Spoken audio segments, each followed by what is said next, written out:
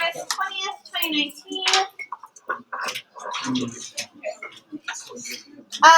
Remember that you have a test on the appendix section on Friday. I will be passing back your quizzes tomorrow on the first two sections. Tomorrow we will talk about how you do quiz corrections or test corrections, but formatting for that. And you'll be able to sort of do that during class or at home and turn it in on Thursday. It's also a really good review for this test because I guarantee, hint, hint, wink, wink, that some of those questions will probably appear on the test on Friday. Nudge, nudge. Okay. So that being said, I have a review for you. You guys will work on it on Wednesday and Thursday. You're allowed to take it home. You're allowed to use it to study. You're allowed to look up more problems similar to those on the review to do extra practice. And help prepare yourselves for your test on Friday. The review will be due on Friday. Okay? All right, so here we go. Today, in addition to regular inequalities, we're talking about absolute value inequalities. And from yesterday, we had a big discussion about absolute value. Is that out of focus to you or just me? It's your video. Such a good one. Thank you. All right. So for absolute value, how many equations do you have to write? Two equations. One equation that represents the distance to the right, the positive distance, and one that represents the distance to the left, or could have been a distance to the left, a negative, okay? So we have to do the same thing on absolute value inequalities as well. So what are inequalities? Anybody know? Greater than or less than. Yeah, greater than or equal to, less than or equal to. All right. So the nice thing is, they're inequalities. You solve them just like you would a regular equation. And so that's pretty nice. Although today, we're going to talk about some sort of new stuff to add to that. Sort of a different way to show stuff, which we'll be using all year long. So example 1. Solve the inequality and sketch the solution on the real number line.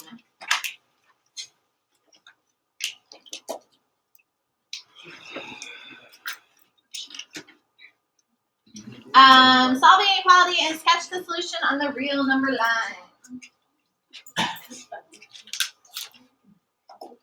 Okay. So excited for that test. That's hard.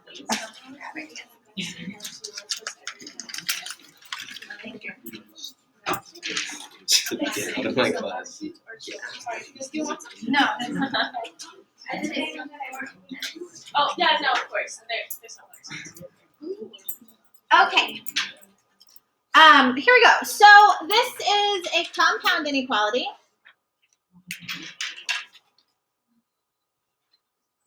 Compound inequality is two inequalities in one. I could separate this into two inequalities where you'd have this equation, or this rather inequality, and then here's another one.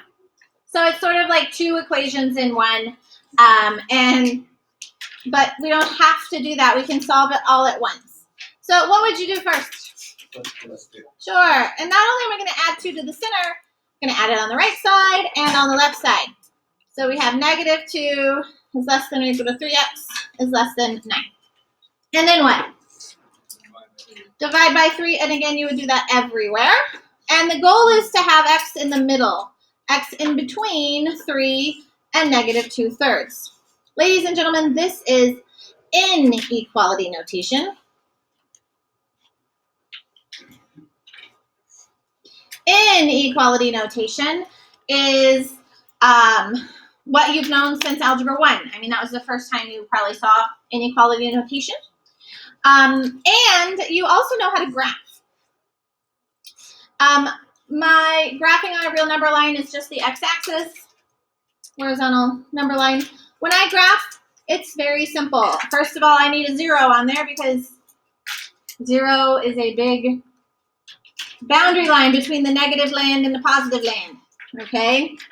The other two numbers I need are the numbers we are really interested in, 3 and negative 2/3, okay? Very simple. Now,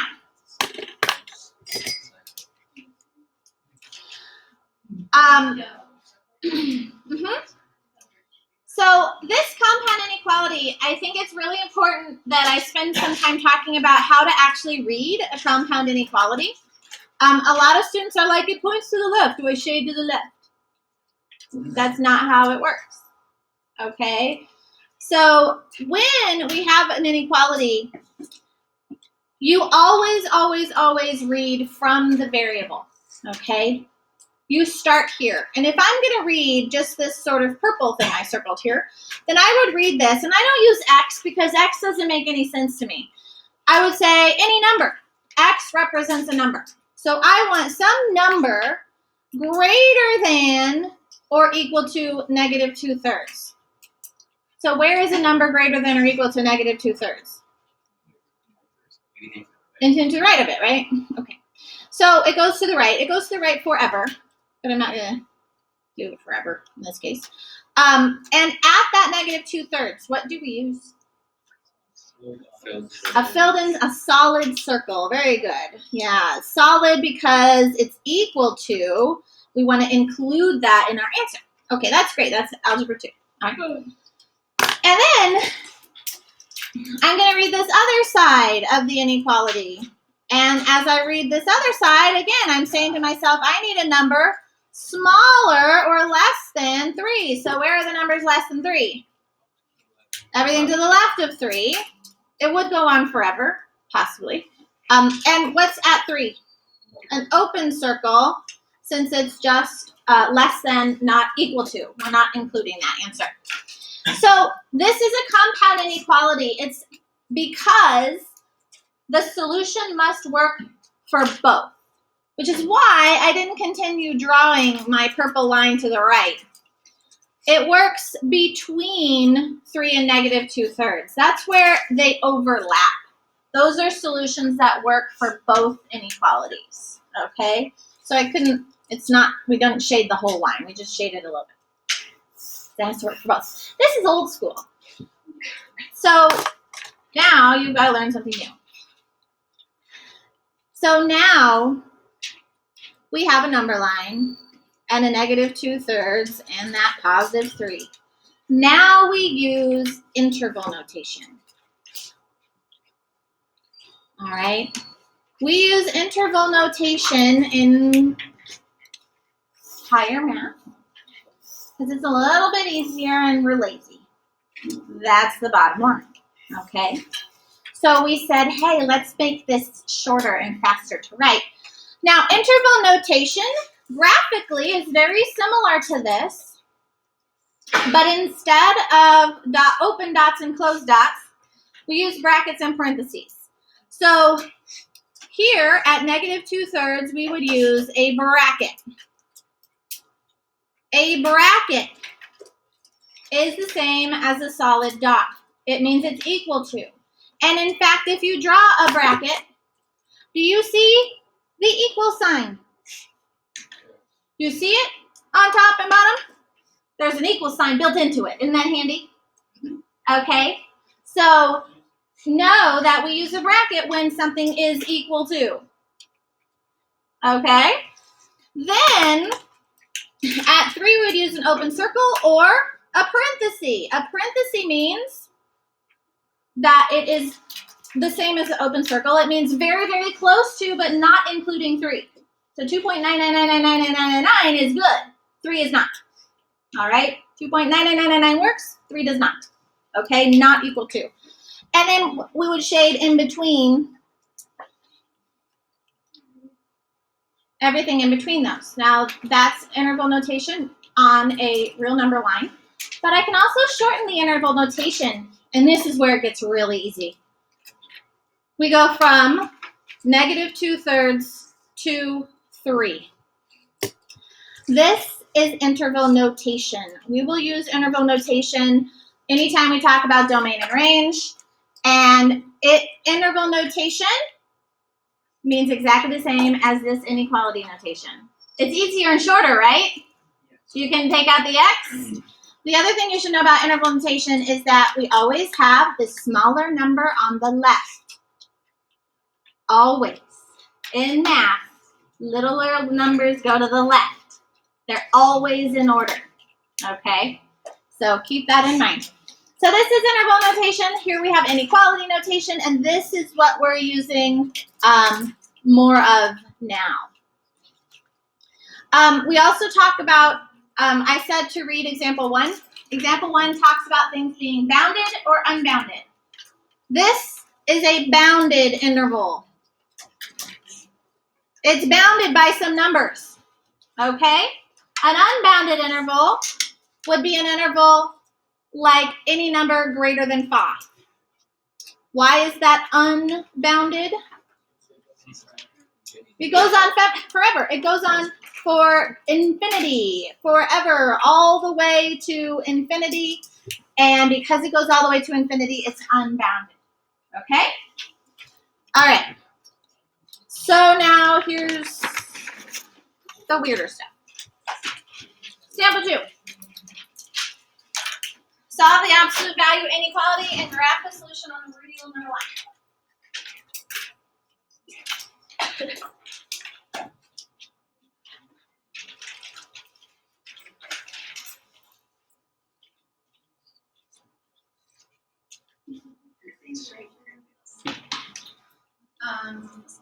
The other one was solve the inequality and graph. Solve and graph. Pretty much the same. Yeah. So because it's absolute value, it just got harder. Because anytime you have an absolute value equation or inequality, how many equations should you have? 2. Okay.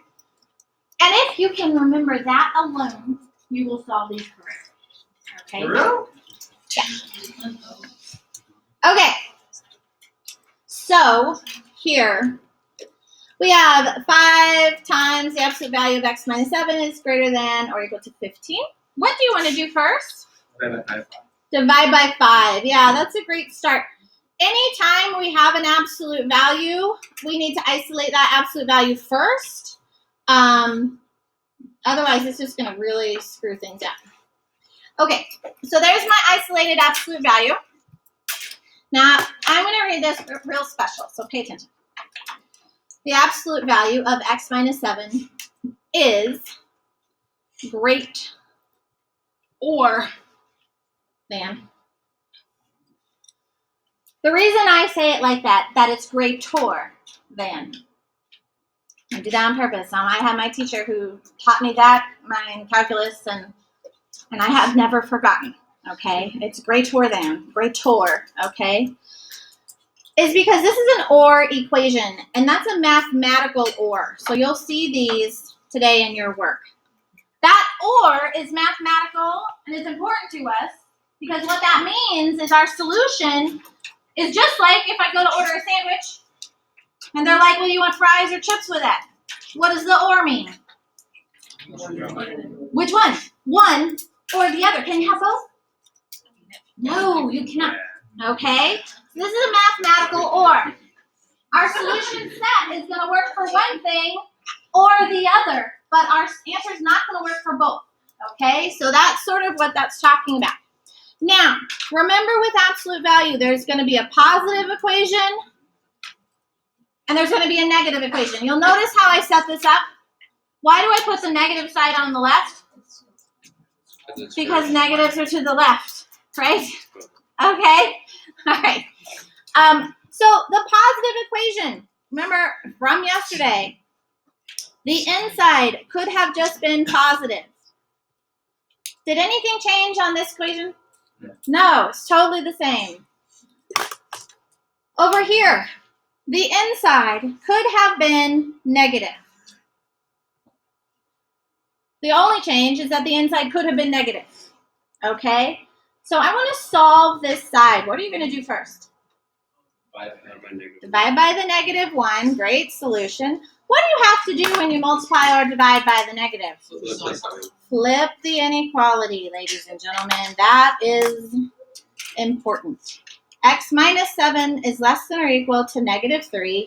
And then I can go ahead and add the 7 to get 4. So x is less than or equal to 4. Or over here, does that positive do anything? No. So it's really just x minus 7 is greater than or equal to 3.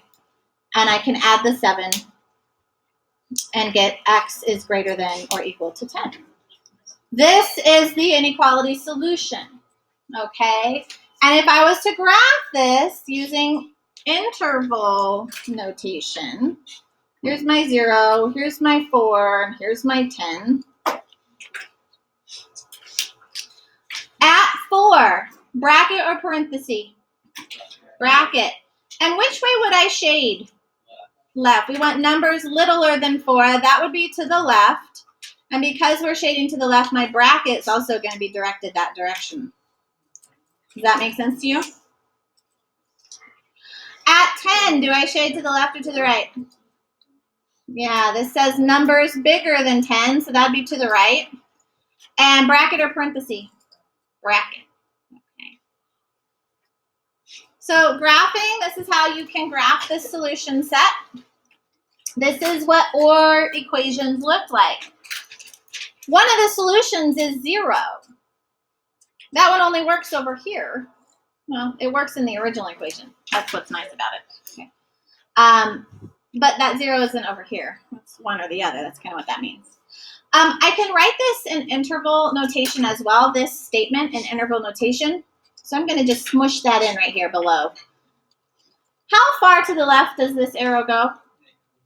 Negative, oh, sorry. I don't know why I did that. It goes to negative infinity, okay? So can you equal negative infinity? No. So do you think that you'd use a bracket or parenthesis? Parentheses. Parenthesis. Why? It's not a real solution. Because you can't. You can't ever equal it. The definition of infinity is just one more. Just one more. Okay? Which means you get close and they're like, it's like just one more. So you can't ever quite get there. All right? It's like that moving line. All right. So negative infinity, we use a parenthesis because we can never equal infinity. It doesn't work. And then we go all the way and we stop here at 4. And at 4 we have a bracket. And then I start again at 10 with a bracket. And how far to the right does this go? Infinity. Okay? And we use a parenthesis. Does anyone know what goes between them? A U. The U stands for union, like the union between a man and a woman, or whatever. And we are joining the two solution sets together. So the solution are the two areas put together. And that's what that means. All right, letter B. What do you want to do first? Add 3. Isolate the absolute value. Very good. And so we have the absolute value of 2x minus 5 is less than 9. Now again, I have a funny way to say this. The absolute value of 2x minus 5 is less than, oh, I gotta write it right. It's really important that I write it right. Less than and less than 9. All right, it's like you say it like you got a cold. Less than. All right. So, and equations. Now, if you want to, you can put an and in the middle and do it the exact same way. Or you can do the shortcut method, which is create a compound inequality. And that's what I'm going to show you. So you can do it this exact same way, just put an and in the middle. Which means it's going to work for both, this and this. They work. It should work for both. So the easy way here, positive side, 2x minus 5 is less than 9. That's that positive side. But remember, got to have 2 equations, so I also must have that negative side. You'll notice the symbol. By putting it over here on the left, it went from less than to now this is 2x minus 5 must be greater than negative 9. So it has the effect of flipping the inequality just like over here. Okay? And so when you have an and equation, you can set it up this way. It's faster, it's easier, we love it a little bit more. Okay, so what are you going to do first to solve? So the right-hand side stays the same. And then remember, with any absolute value, you've got to have that negative. And the signs are both going to be pointing to the left, shall we say. All right. And add 5. So I have negative 4 is less than 2x is less than 14. And then what? Divide everything by 2. So we get 7 and then negative 2.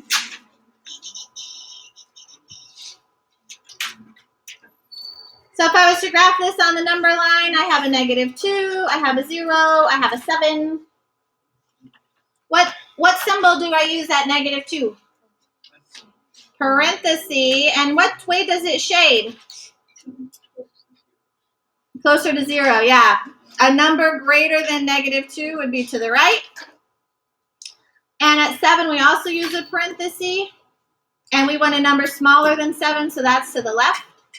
And means this is a number that works for both of those. If I wanted to use interval notation, it's simply, hey, negative 2 to 7.